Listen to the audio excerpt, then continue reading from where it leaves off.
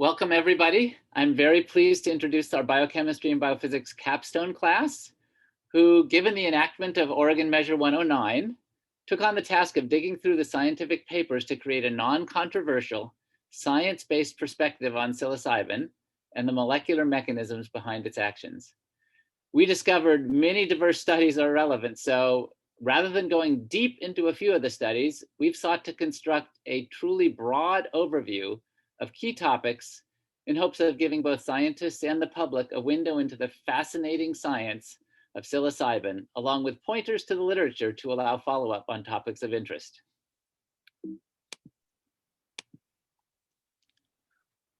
Oregon Measure 109 passed in November 2020. This legalized the research, development, and use of psilocybin by licensed providers as a therapeutic for mental illnesses such as anxiety and depression.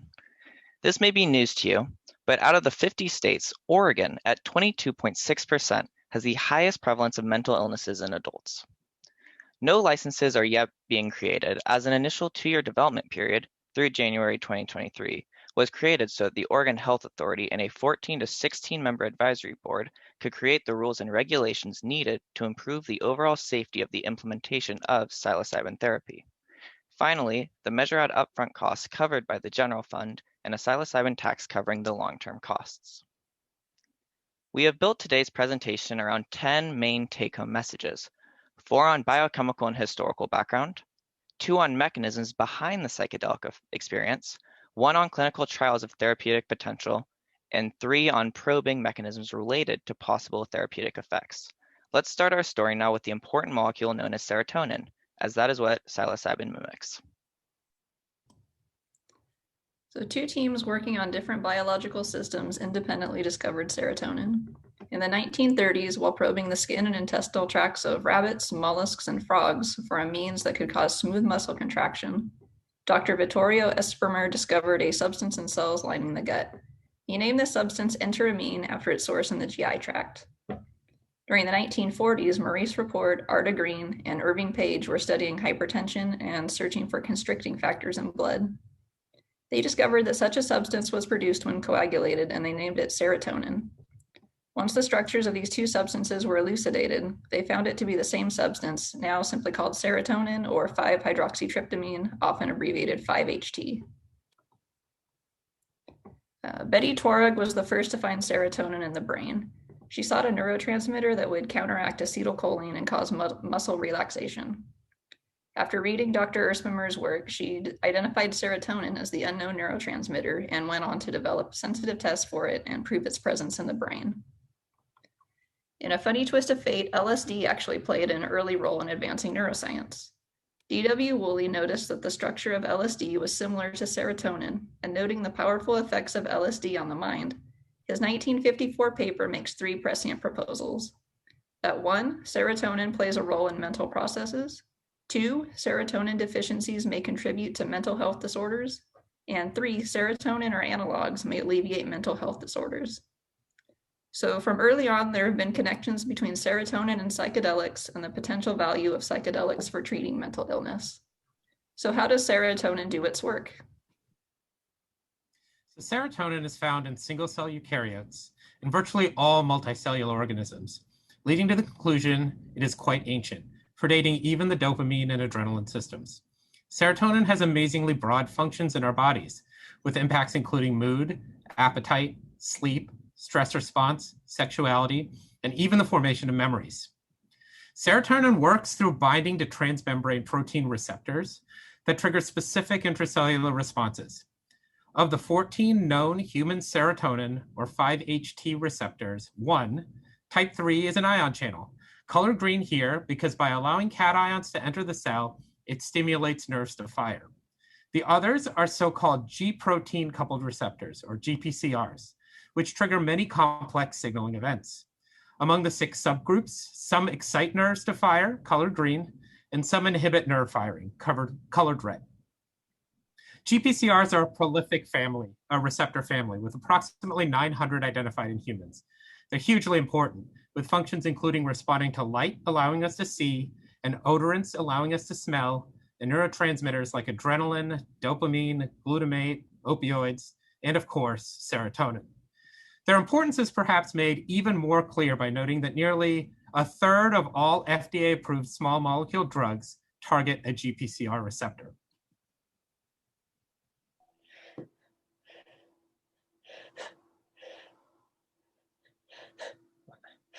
"95% of our serotonin is made in the intestines, with the RAF nucleus in the brainstem as another main site of synthesis and distribution. Overall, about 90 to 95% is found in the intestines, 8% in the platelets, and just 1 to 2% in the central nervous system. As a neurotransmitter signaling between neurons, serotonin is stowed in vesicles by the specialized monoamine transporter VMAT2.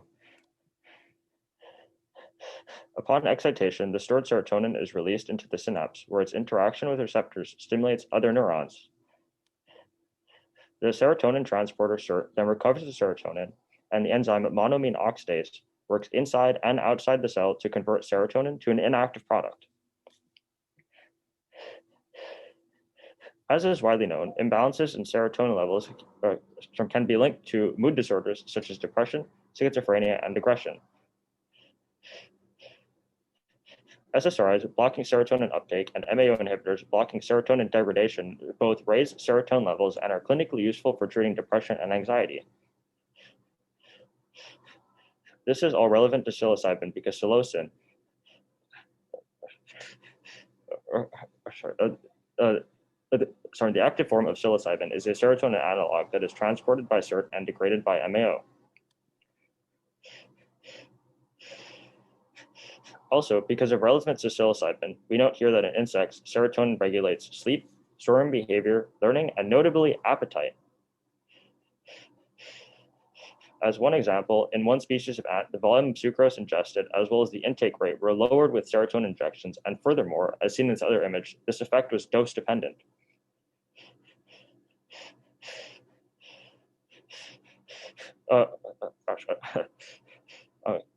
From capitalizing on this relationship, serotonin mimicking insecticides such as pymetrozine have been developed that inhibit feeding and sucking insects like aphids and whiteflies.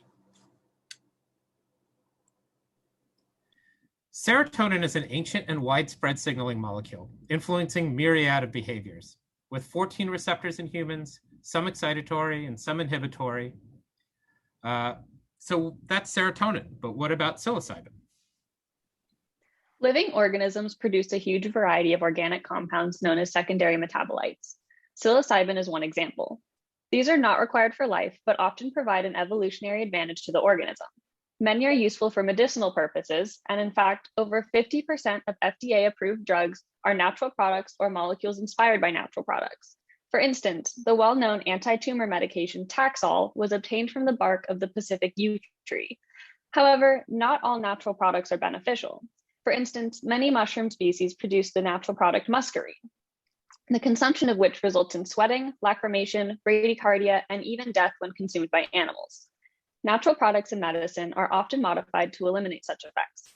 Despite the dangerous effects of natural muscarine, its derivatives have been used for the treatment of inflammatory uveitis and glaucoma. The process of making derivatives of natural products and other drugs leads to improving their efficacy and decreasing unwanted side effects. This is how most drugs are developed. Notice in the pie chart that many more natural product derivatives are used as drugs than unaltered natural products. That is because natural products have not been optimized for their use in human medicine. One simple example of the process is penicillin-based antibiotics. The natural product penicillin was improved to ampicillin, which was a broader spectrum antibiotic, and then to amoxicillin, which was faster acting and stronger. The value of natural products has inspired numerous screening programs. For instance, the National Cancer Institute has programs to discover more natural product anti-tumor agents, and the National Institute for Mental Health has created the Psychoactive Drug Screening Program, or PDSP, that has already screened over 50,000 compounds in search of new compounds that target neurotransmitter receptors and may be useful for treating mental health disorders. Getting back to psilocybin, how do mushrooms make it? Psilocybin synthesis requires only 4 enzymes. The first step is the removal of carbon dioxide, and then next, an OH group is added to the 4 position of the ring structure, and then a phosphate is added on. Lastly, to form psilocybin, 2 CH3 groups are added to the amine nitrogen. But psilocybin can be easily dephosphorylated resulting in psilocin. That's its actual bioactive form. But the phosphate adding enzyme from before ensures that psilocin concentrations stay low by rephosphorylating it. When exposed to oxygen, psilocin reacts with other psilocins, forming larger molecules, which explains the striking blue color that appears when psilocybin-producing mushrooms are damaged. Two other interesting tidbits are that baocysteine can be dephosphorylated, forming a second psychoactive compound, and the fungi also produce beta-carbolines, which inhibit MAO to enhance the impact of psilocin. Now, why do mushrooms go through all this effort to make psilocybin? The advantage psilocybin provides remains unknown, with one idea being it provides protection from insects by messing with their serotonin signaling, for instance, decreasing their appetite, as noted earlier. Psilocybin's retention in wood decay and dung decay fungi support this idea since both environments are rich in insects such as termites that compete for food source and or that eat fungi. Additional evidence is that among mushrooms that mostly make the toxin muscarine as protection from insects, a few groups make psilocybin, and notably, as seen in this figure, a loss of muscarine production always accompanies the gain of psilocybin production as if psilocybin is performing the same function. Besides psilocybin, other natural products also have psychedelics effect. Classic psychedelics, all acting mainly through the 5-HT2A receptor, include psilocybin, mescaline found in the peyote cactus, DMT found in the ayahuasca plant, ibogaine from the iboga tree, synthetic LSD, and designer drugs like 2,5-CN-BHO and DOI. Other psychedelics, such as MDMA, ketamine, and 7-nor-A, have different mechanisms. Importantly, studies of one compound are often informative about the others in the same group, like the classic psychedelics, but not about those in other groups. So the take home for this section is psilocybin is not magic, but one of thousands of bioactive natural products that may be medically used itself and also potentially useful as a lead compound that can be optimized. Let's turn and look briefly at some history of psilocybin use and research into psychedelics. The earliest evidence of humans using psilocybin is mushrooms depicted in cave paintings at Vilar del Humo in Spain that are 3,500 to 8,000 years old, although it is unclear if they are indeed psychedelic mushrooms. Across the ocean in Mesoamerica, mushroom stones found in several Central American countries have been dated back to 500 BCE to 900 CE. Psychedelic mushrooms known as Teonanacatl, or God's flesh to the Aztecs, were used in rituals described in 1529 by Spanish ethnographer Friar Bernardino de Sahagún. These descriptions inspired R. Gordon Wasson and Roger Heim to travel to Mexico in 1955 in search of psychedelic mushrooms. They identified several species of psilocybe mushrooms and in 1957 sent a sample to Albert Hoffman, who identified psilocybin as the psychedelic compound. By 1960, clinical research had begun. From 1960 to 1970, psychedelic research was exploding, with over 1,000 papers exploring the therapeutic uses of classic hallucinogens. This research, however, came to an abrupt end with the Controlled Substances Act of 1970. Hallucinogens like psilocybin with no approved medical use were placed into Schedule 1. These were greatly restricted, requiring federal and state licensing for research, manufacturing, and distribution, which were nearly impossible to obtain. There were also heavy penalties for breaking these restrictions, and Schedule 1 drugs suffered a severe decline in research. We can see this by comparing publications for the Schedule 1 hallucinogen, LSD, with the Schedule 2 opioid, morphine. After 1970, publications began to plummet for LSD, with little or no impact on morphine publications. LSD going from nearly half as many publications as morphine before 1970 to about a tenth as many publications since then. Now you might be wondering how research into psychedelics got restarted. In 1992, both the NIDA and the FDA determined that research into psychedelics should resume. In 1986 and 1993, two nonprofit organizations were founded by Rick Doblin and David Nichols, respectively, with the goal of funding research into psychedelics through Stage 3 clinical trials at top institutions. This was in contrast to previous clinical research that was often not done in a systematic manner. MAPS chose to focus on MDMA. The Hefter Institute considered LSD, but its social baggage and long duration made it less ideal for clinical trials. Mescaline and MDMA were rejected due to their negative side effects. Psilocybin had little baggage and a great safety profile and became their choice. Today, several universities have centers dedicated to psychedelic research, including Johns Hopkins, the Imperial College London, and, as of January 2021, Mount Sinai. Now, research into the neuroscience of psychedelics and their potential use in controlled treatment of disorders such as anxiety, depression, and PTSD seems to be fairly mainstream.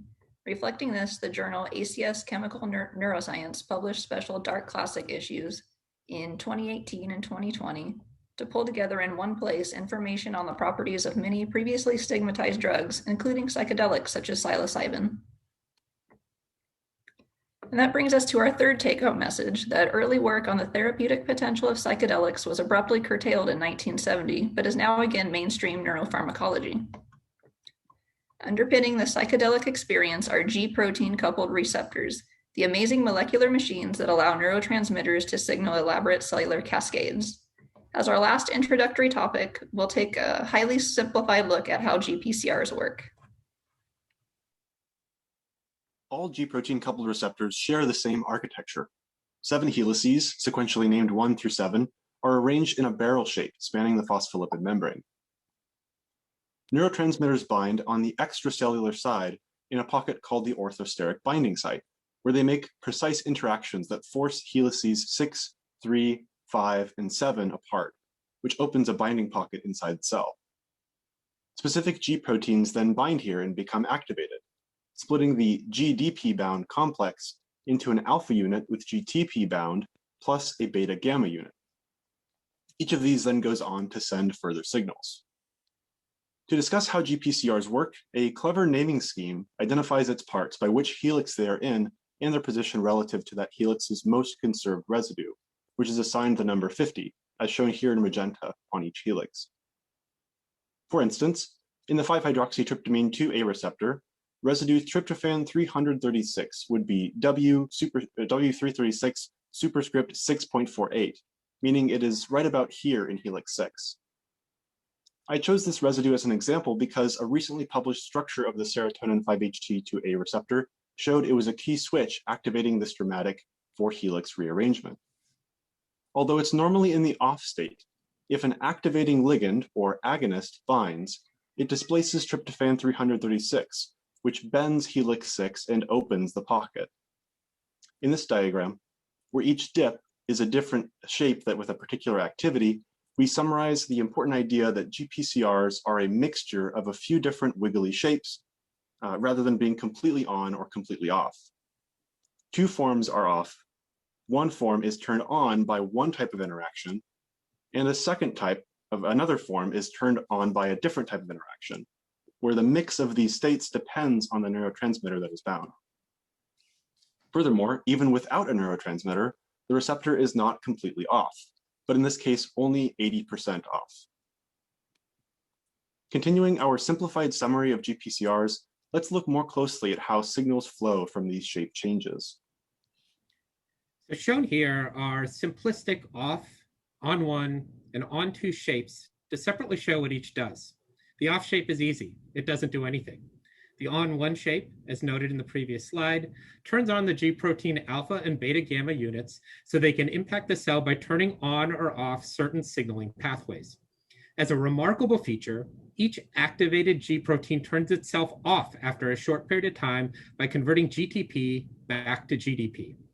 The on 2 shape allows the GPCR to bind orexin, so named because it stops the receptor from turning on more G proteins. This process, known as desensitization, can happen within minutes of activation and requires a G protein receptor kinase.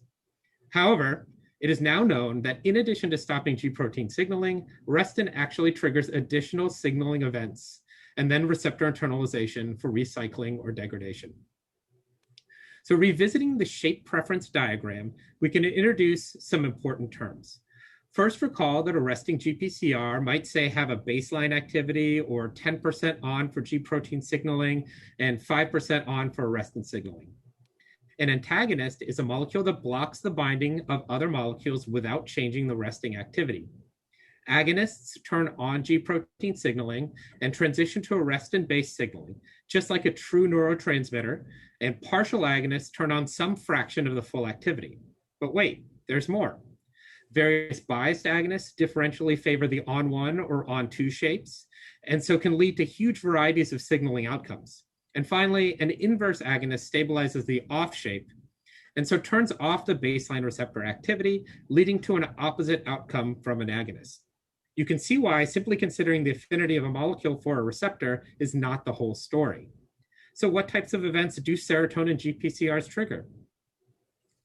Each serotonin receptor GPCR signaled through one of 3 G protein subtypes, and we here only take a highly simplified look at what makes some excitatory and some inhibitor for neuronal firing.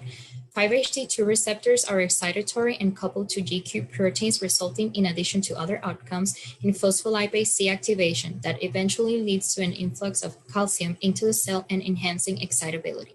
The 5-HT4, 6, and 7 receptor couples to GS proteins, leading to increase of CAMP, and again, in addition to many other things, a net increase in positive ions flowing into the cell and promoting neuronal firing.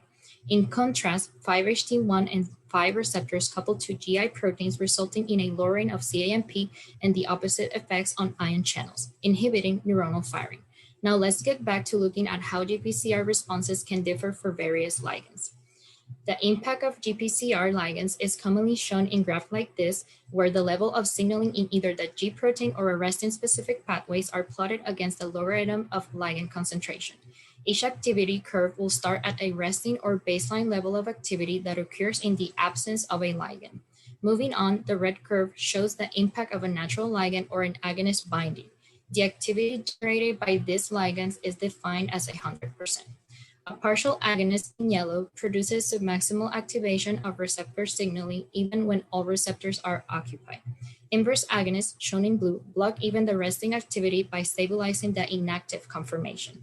Antagonists, shown in purple, bind the receptor without changing the activity. This means they are fantastic tools at blocking the activity of agonists. Biased ligands, more strongly activated in one pathway over another, as illustrated in orange, for an arrestin bias ligand, stimulating arrestin bias signaling much more than G protein bias signaling. Here, we illustrate using a couple of psychedelic bound to 5-H2A receptor the kind of subtle differences in binding that can lead to big differences in activity. Shown in yellow is a strong agonist, which is the only ligand that displaces the key switch residue, tryptophan 336, that shifts helix 6. In blue is LSD and arrestin bias agonist, and the other molecules are all inverse agonists. Note, they all bind basically to the same pocket despite the large differences in the signaling they will trigger.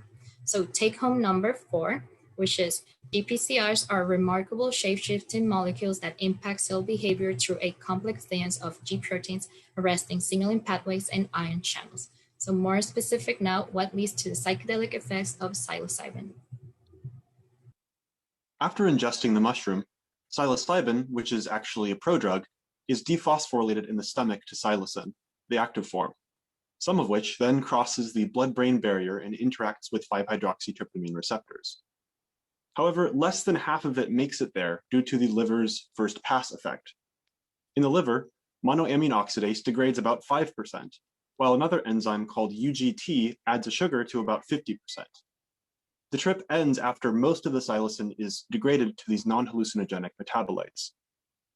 As shown by the solid lines here, in a 2019 study, researchers found that the blood levels of psilocin were dose-dependent and also correlated well with the perceived intensity of the experience. Both perceived intensity and blood psilocin levels indicate that a psilocybin trip lasts roughly 6 hours. Scientists expect that a trip might be prolonged by inhibiting these two enzymes, but this has not yet been studied. So blood concentration is one way of measuring the magnitude of overall experience, but how do scientists measure the different experiential qualities of psychedelics? So altered consciousness state tests are common ways to assess psychedelic experience. So with one vision, assessing 11 characters, that represents three major quantities: visionary recirculation, anxious ego disintegration, and oceanic boundlessness. In this test, psilocybin in red and LSD in blue have mostly visionary recirculation. Then MDMA in purple has mostly oceanic boundlessness. Then ketamine in green has mostly ego disintegration. This is consistent with psilocybin and LSD both acting through the same serotonin receptors. So which receptors are mainly involved? As seen here, both psilocin and LSD have sub-micromolar affinities for 6 serotonin receptors. This means that they are capable of binding to different receptors. However, that doesn't mean that there will be equal effects through all of them. Conclusive evidence that the 2A receptor was the most important receptor for psychedelic effects came from a 1998 human study. Subjects were given psilocybin followed by a fairly selective 5-HT2A antagonist, ketanserin or risperidone, or a different antagonist. As shown here for visual disturbances, the effects of psilocybin were only fully blocked by the 5-HT2A antagonist in a dose-dependent manner. Further work has supported this conclusion, including a recent human study, showing how the 5-HT2A receptors increases with increasing psilocin blood levels. With the 5-HT2A receptor identified as the important one, the question now becomes what is the difference between how hallucinogens, like psilocybin and LSD, interact with it versus non-hallucinogens like ergotamine. Shown here is a binding curve demonstrating that the non-hallucinogenic compound ergotamine has a strong affinity for the 5-HT2A receptor. This reinforces that strength of binding alone is not a predictor of hallucinogenic potential. Recall that via bias agonism, various molecules can create distinct downstream effects based on how they bind to a receptor. One informative study used mice in which 5-HT2A receptors were removed to compare the effects of hallucinogens with non-hallucinogens in terms of what genes they turned on after they interact through the 5-HT2A receptor. All the hallucinogens turned on both EGR2 and CFOS genes, whereas non-hallucinogens only turned on the CFOS gene. This difference makes it clear that bias agonism plays a role in the effects of psilocybin and other classic psychedelics. The same research group further showed that by only expressing 5-HT2A receptors in the cortical neurons of mice, it restored the apparent hallucinogenic activity, proving it is those neurons rather than any others that are responsible for the psychedelic effect. This leads us to our fifth take-home message, which is the psychedelic effects of psilocin require its action as a biased agonist of cortical neuron 5-HT2A receptors, with details presumably impacted by other receptors. Now let's continue by very briefly considering functional impacts at the level of the brain. As was just noted, the hallucinogenic effects of psilocybin are due to its action in cortical neurons. Interestingly, functional MRI studies that measure blood flow as a proxy for brain activity show that psilocybin leads to decreased cortical activity, a center of information integration and management, and increased activity in the medial temporal lobe, a region active during dreaming and associated with memory formation and retrieval. The cortex has layers, and layer 5 has large pyramidal neurons that are particularly rich in 5-HT2A receptors. These neurons make thousands of connections with other brain parts and project heavily onto inhibitory neurons, playing an inhibitory pacemaker function synchronizing brain rhythms. Magnetoencephalography studies of volunteers show that psilocybin decreases the amplitudes of all brain waves, shown here as pink/light colors, with an especially dramatic impact on alpha waves, waves that are associated with a resting brain. The explanation given is that psilocybin excitation of cortical layer 5 neurons causes them to fire irregularly, disrupting their pacemaker activity, desynchronizing the resting rhythms of the brain. So synchronization of the brain waves decreases while overall activity increases. Robin Carhart Harris, head of the Imperial College London Centre for Psychedelic Research, has captured these ideas in his entropic brain hypothesis. Brain entropy, or randomness, is marked by a decrease in activity in managerial hub regions and increased activity in other areas, causing an overall higher but dysregulated brain activity, including disrupting what is known as the default mode network. This striking, colorful visual image of the increased randomness comes from analyzing functional MRI data using a computational network analysis to analyze connectivity between individual brain regions. It shows that psilocybin, on the right, leads to many more and many novel low-strength connections and a weakening of some normally strong connections. This image shows the idea of normal consciousness as existing between low entropy unconsciousness that can be induced by sedatives and a high entropy unconsciousness that psychedelics push toward. That is all interesting, but how do the hallucinations come about? So as was mentioned, the brain alpha waves have been identified as major neural mechanism that lowers the excitability of cortical sensory networks through inhibition. To assess how this might relate to the hallucinations induced by psilocybin, researchers measure the alpha waves in the VU preorbital occipital network, doing a recognizing task. So data with placebo shows high level of alpha waves that reduce significantly with VU stimulates, reflecting the stimulates induced increase in activity. With placebo, with psilocybin, the pre-stimulates alpha waves are reduced, means there is already a much higher level of neural excitement, even without VU stimulates. So using ketanserin to block the 5-HT2A receptors and hallucinations, the alpha wave remain high, confirming that the alpha wave decrease is due to 5-HT2A receptor activation and its presence relates to hallucinations. So the alpha wave decrease and the associated increased excitability of the VU network in the absence of VU inputs appear to be the source of VU hallucinations. At a systems level, psilocybin appears to desynchronize inhibitory cortical brain activity by exerting a disorganizing influence and expanding interactions. A separate question is whether psilocybin has therapeutic potential. This is best answered by looking at clinical studies involving psilocybin. An excellent review of modern psilocybin clinical studies by Ade et al. Compiled 34 experimental studies on the long-term effects of psychedelic drugs. Psilocybin was used in 28 of the studies, and of these, 9 focused on depression.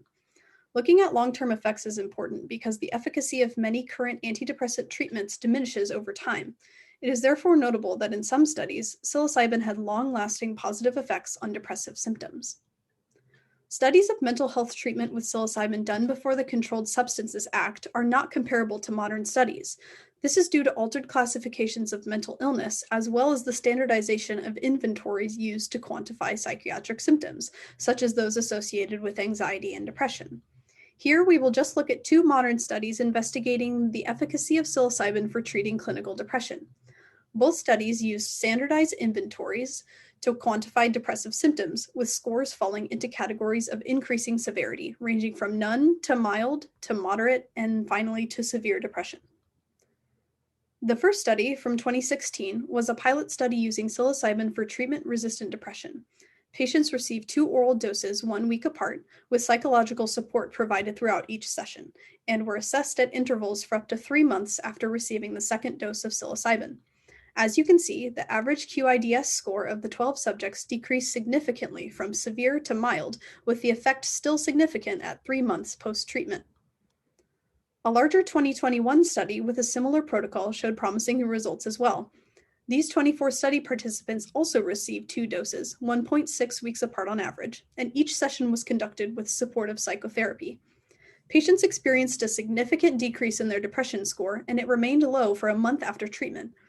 Both studies concluded that psilocybin has promise as an efficacious treatment for depression, since no serious adverse effects were reported and symptom improvements were maintained long-term.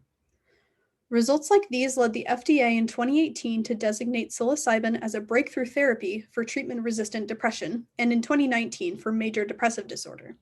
This is only granted when evidence suggests that a drug may be an enormous improvement over available therapies and is meant to accelerate progress through necessary clinical trials. So according to clinicaltrials.gov, there are currently 29 active studies involving psilocybin. The main conditions targeted by these trials are treatment-resistant depression, major depressive disorder, and substance dependence.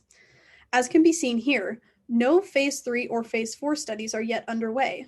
So in terms of the formal drug approval processes, focus remains on establishing drug safety, determining adverse effects, and gathering preliminary data on effectiveness for the condition in question. Despite ongoing struggles to obtain funding and the drug itself for research purposes, the FDA approving psilocybin as a breakthrough therapy should accelerate progress toward phase 3 trials. So one different model of psychedelic use is taking sub-hallucinogenic doses. A remarkable smart design study was published just this year. A large 191 subjects, double-blinded, citizen science study of microdosing psilocybin or LSD. The microdose amount was defined by each volunteer. As the volunteer wasn't identified, but were given meals with 4 capsules each week for 4 weeks. Volunteers emailed self-reported outcome back to researchers, including their guess of whether they got a placebo or microdose. The placebo group got a placebo all 4 weeks. Then the microdose group got 2 microdose and 2 placebo per week, and the half and half group got 2 microdose and 2 placebo in week 1 and week 3. Then just placebo in week 2 and 4. So the results are striking. So in this plot, subjects getting the placebo are in green, and those getting the microdose in red, grouped by what they thought they got. So as you see, the actual pill taking didn't impact subjects' emotional state. But if they thought they got the microdose, they had an improved emotional state. So the same pattern of significant difference was seen for the rest self-reported outcome too, except the conditions.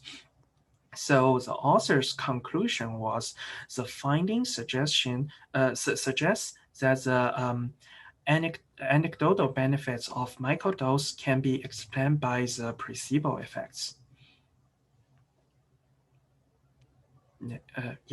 So psilocybin has therapeutic potential, but microdose impacts may be just due to a placebo effect. While clinical trials are a must for determining effect in human, animal models also play very important roles. So what are ways to study psilocin responses and events in the brain, considering we cannot directly measure what is going on in the brains of living people? Animal models are extremely valuable, allowing for studies which would be unethical in humans. Mouse models are particularly useful as they are mammals with shorter lifespans that are relatively low cost to work with. However, to be relevant to humans, mouse models must be rigorously validated, ensuring they share key characteristics with the disease or disorder being modeled, and that similar mechanisms are involved. A valid animal model allows researchers to identify biological markers and tissue changes, as well as test treatments ahead of human clinical trials. Diseases and disorders successfully modeled in mice include Alzheimer's, cancers, PTSD, OCD, schizophrenia, and relevant to today's talk, depression. How exactly do researchers model a disorder such as PTSD or depression? It's not as if they can just ask mice if they are depressed or stressed. So researchers must be inventive. For instance, to induce an important marker of depression, a lack of desire to pursue pleasure, researchers have used both forced swim tests in which mice were put in water for 6 minutes and a multimodal stress consisting of restraint, light, loud music, and jostling for hours at a time. Just as stressed people can become depressed and less interested in pleasurable experiences, researchers find that after these treatments, mice are less interested in both tasty food and sex. To test impacts of psychedelics like psilocin, the need for a valid model is again quite clear, as we cannot simply ask mice if they are hallucinating. A key discovery was made by Keller and Umbright in 1956 about how mice respond to hallucinogens. This behavior is known as a head twitch response, in which mice twitch their heads back and forth in a rhythmic pattern. Another experiment displayed interesting data which showed that classic hallucinogens all cause the head twitch response, yet mice with their 5-HT2A receptor knocked out do not, powerfully reinforcing that these molecules all act through the 5-HT2A receptor. This response is not only a very useful simple indicator of whether a substance will cause hallucinations in humans, but also can assess the hallucination potency of a drug. As seen here, a study comparing 36 different psychedelics in mice found that the potency of a hallucinogen in humans matches well the potency of the head twitch response in mice. Given this, take-home 8 is that animal models are extremely useful for dissecting biochemical mechanisms and for preclinical exploration of potential therapeutic uses. Another important area opened up by animal models is the study of neuroplasticity. You may be thinking, what is neuroplasticity? Neuroplasticity is the ability of neurons to make new connections and is a measure of the brain's ability to adapt and repair. It is essential to learning and memory and potentially can offset the atrophy of cortical neurons thought to contribute to the development of mood and anxiety disorders. Remarkably, recent studies show that many psychedelics promote neuronal growth, leading scientists to coin the term psychoplastogen, meaning mind-shape generating. In 2018, a breakthrough study tested 6 hallucinogens, including psilocin, for neuroplastic activity on cultured Drosophila cortical neurons using antibody labeling to visualize the neurons. Cells treated with LSD, DOI, noribogaine, MDMA, psilocin, or DMT all showed visibly increased complexity and quantifiable increases in crossings, dendritic branches, and other parameters not shown. Zooming in, they also showed large increases in dendritic spine formation with representative data shown here. Taking this a step further, they looked into the mechanisms behind the neuroplasticity using DMT activation of cultured cortical pyramidal neurons. Using the 5-HT2A receptor antagonist ketanserin, they showed that the growth-promoting factors required the 5-HT2A receptor. Noticing the effects were similar to those induced by the Brain Derived Neurotrophic Factor, BDNF, they checked if the effect was independent of BDNF. Their simple approach was to treat neurons with the hallucinogen DOI or with BDNF or both together. This revealed DOI and BDNF do not have an additive effect on neuroplasticity, implying they do not act independently. Since BDNF is known to signal through its receptor and the protein known as mTOR, they tested if these were required for the DMT-induced neuroplasticity. Sure enough, a BDNF receptor antagonist or a known mTOR antagonist both fully extinguish the neuroplasticity. Thus, these hallucinogens seem to promote neuroplasticity through increasing BDNF. And this takes us to our 9th take-home. Psilocin and other psychedelics promote neuroplasticity, potentially supporting long-term therapeutic effects. One very interesting question that has not been addressed until recently is to what extent are hallucinogenic effects required for potential therapeutic activities of psychedelics? In 2020, NIH-funded researchers at UC Davis reported modifying a classic natural hallucinogen to eliminate the psychedelic effects while maintaining its neuroplastic activity and therapeutic effectiveness in an animal model. The group took ibogaine from the plant Tabernanthe iboga, which has limited use in psychotherapy due to it being difficult to synthesize, its accumulation in adipose tissue, which contributes to its cardiotoxicity, and its ability to cause 24-hour-long hallucinations. They systematically eliminated different moieties until they had found tabernanthalog, or TBG. This compound was easy to synthesize, and in mice had little to no cardiotoxicity and did not cause hallucinations. TBG also promoted neuroplasticity as measured by increased dendrites in rat embryos, and in a forced swim test, rats treated with TBG were more active and seeking escape, similar to the effect of ketamine, indicating a less depressed state. In the same study, TBG was shown to reduce addictive tendencies in mice. First, when administered during binge drinking of alcohol, one treatment with TBG resulted in significantly reduced ethanol intake. And as a step further, heroin was tested, an extremely addictive opioid.